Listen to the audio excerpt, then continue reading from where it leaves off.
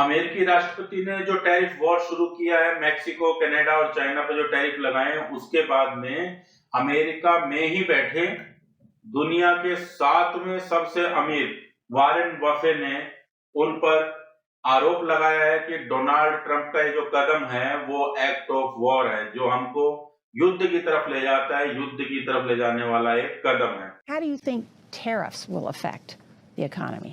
I mean, tariffs are actually, we've had a lot of experience with them. They're an act of war to some degree. How do you think tariffs will impact inflation?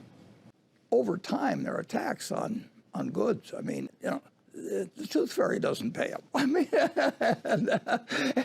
and see, you always have to just, and then what? You always have to ask that question in economics. Always say, and then what? So is there an answer for that when people say, you know, inflation persists, consumer prices keep going up, when's the end in sight?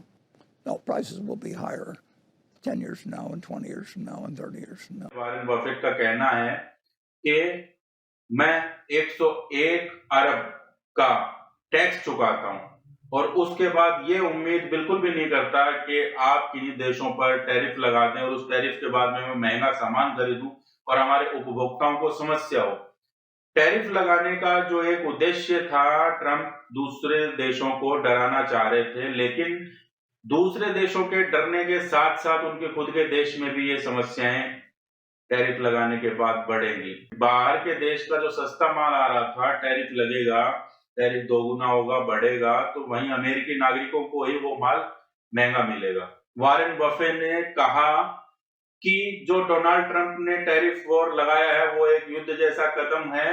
उन्होंने कहा कि tariff की वस्तुओं पर एक प्रकार का tax है, टैरिफ एक वस्तुओं पर एक प्रकार का टैक्स है जिसका असर अंत में जाकर उपभोक्ताओं पर ही पड़ता है।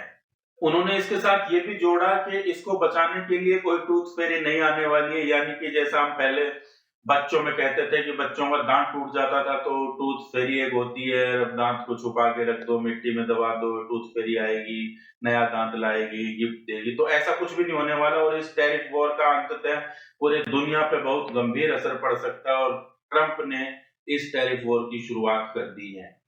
तो दुनिया भर से तो छोड़िए, खुद अमेरिका से ही वहां के निवेशक, बड़े इन्वेस्टर डोनाल्ड के इस कदम का समर्थन नहीं कर रहे हैं और वो आप वहां के मार्केट पर खुद भी देखेंगे 2 दिन से अमेरिकी मार्केट गिरे जा रहा है और अंततः ये 1114 पॉइंट गिरकर, मतलब ये लगभग 3% के आसपास डाउ जोन्स गिरा हुआ है। कल का भी, आज का शुरू होगा तब देखेंगे, लेकिन 3 दिन में ये 3% गिर गया है।